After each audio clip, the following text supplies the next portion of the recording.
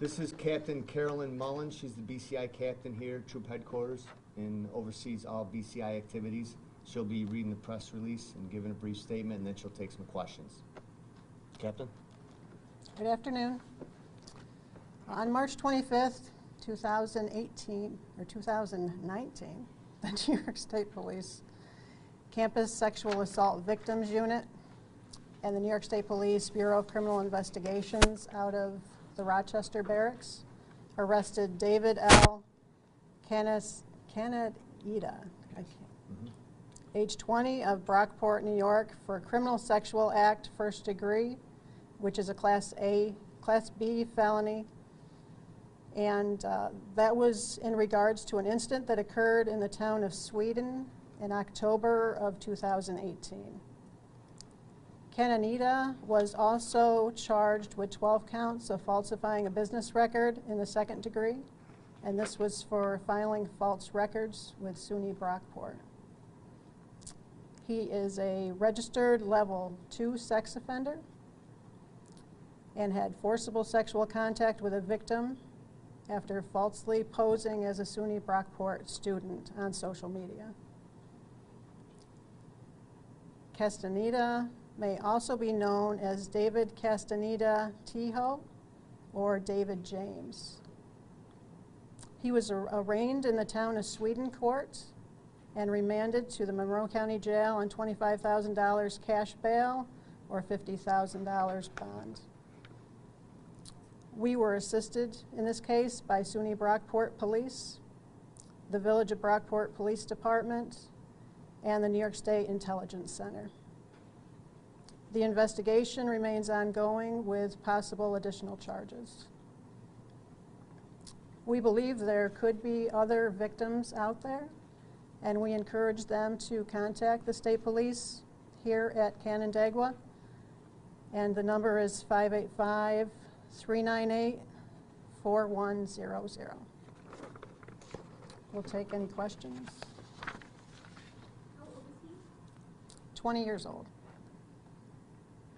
So these, did he serve time on the previous sex offender conviction?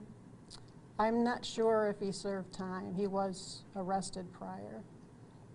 I saw probation, but I wasn't sure if there was anything additional. Right. I believe he's on a felony probation at this point. Okay. Yes. So when you have this type of a charge on top of that one, what kind of a sentence could that lead if you found guilty? I'm not sure what the sentence would be. That would be up to the district attorney and the judges. So what did he exactly do over at Brockport? He was falsifying records. He pretended he was a student there. Can you elaborate just a little bit on what was happening with him over there?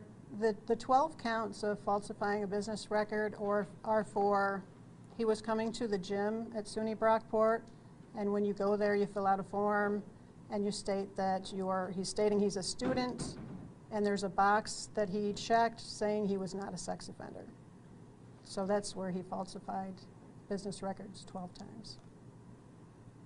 So he falsified that to use the gym, but To use the gym. was he or was he not a SUNY Brockport? He was not. Okay. So he falsified that part of it as well? Yes. What leads you to believe that there are other victims? We know he has multiple accounts on social media, and that would just lead us to believe that there are probably potentially other victims out there. What media platform was used in this case with this individual? This case was Instagram, but we do believe, And Snapchat. and Snapchat, and I believe he also has a Tinder account. And he was using those to do what? Reach out to other students? Students at SUNY Brockport? Female students. So he said he told them he was a student too? That's how he met them? Is that? Correct. On all his platforms, he makes it clear that he's a student at SUNY Brockport. So in this scenario and potentially others, they went and met him, or they met him in some fashion because they thought he was another student there, and then he took advantage.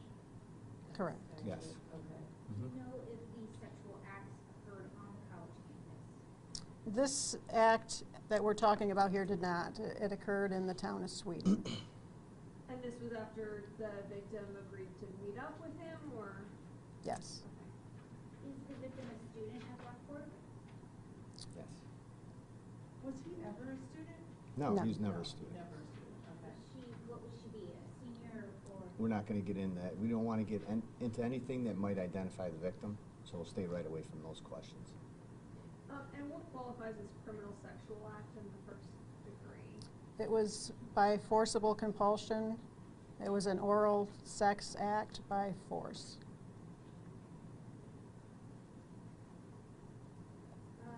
Is that as far as it went? To our knowledge, yes. Just oral sex? Can you talk about the seriousness of a level 2 sex offender? Is that the highest charge? I'm not sure how the levels go. What is a level 2 sex offender? He's dangerous, put it this way. When you have to register as a sex offender, whether you're a level 1, 2, or 3, it puts you in a dangerous category. That means you commit acts in a manner that requires you to register in whatever area you live in. So it's pretty significant, no matter what level. So, you know, parents might be worried, especially with your concern that there could be other victims. Is there any advice to students or to parents to talk to their students who are attending there? I mean, I have 3 college kids, so I'd be like, uh-oh, Right. you know, I'm just, There was enough is enough legislation brought in. That's why we have this campus sexual assault unit. The students are educated in if an incident like this happens, who they should report it to. There are advocates on campus for them to talk to, and they can either go civilly with this or they can go criminally. They can have whatever police agency they want investigate that, who has jurisdiction over that area. And that's how the state police was involved in this case. So all of the falsified documents were to try and apply for the school gym or other? I believe it was all for the gym. It was a 12. 12 counts. 12 counts. so that means like 12 times. He went 12 visits to the gym and filled out the same thing over and over again. And those are legal. Those are business records, yeah. Those are your signing to the. Are you sure you're looking for stuff like that? You have to ask the college on that. And this was brought to your attention from the victim who reported it, or? The victim's advocate at the college helped her report this incident. Do you believe he was using the gym for this purpose, or is this a relationship that developed because he wanted to use it? It's hard to say. Yeah, it's hard to say. I know this was developed through social media, so I'm not sure if he had any other contact with this victim.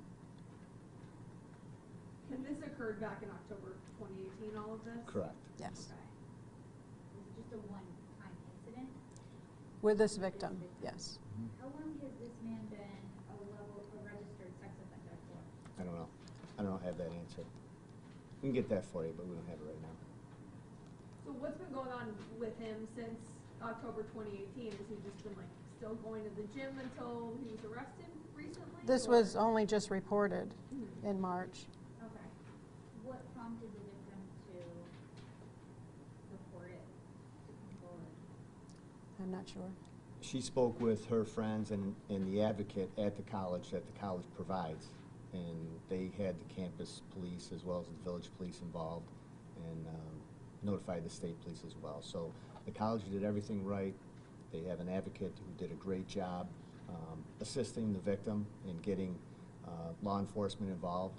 So we can't say enough good things about the college and how they handled it and got not only the SUNY of Brockport Police Department involved, but the village of Brockport Police Department involved and ultimately the state police. Has he been cooperating since he's been arrested? Or? I believe so. Can you just explain one more time, just so we can, you know, put something out there, a message you'd like to send to any other potential victims? I'm sure there are victims in these college campuses that are embarrassed about incidences that have happened to them. Being a female, I went to college. There are advocates there for them to speak to, and it will be kept confidential, will be kept private. They can press charges if they want. That doesn't always have to be done either. We just encourage them to come forward and be provided with counseling to help them get through this. They're not alone. There's always somebody that can help.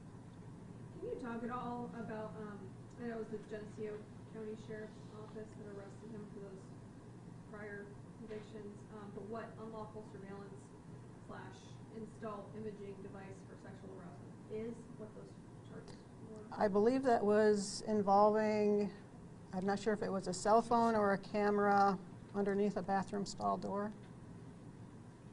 So this would show then that presumably he's escalated from things. that were Correct. taken?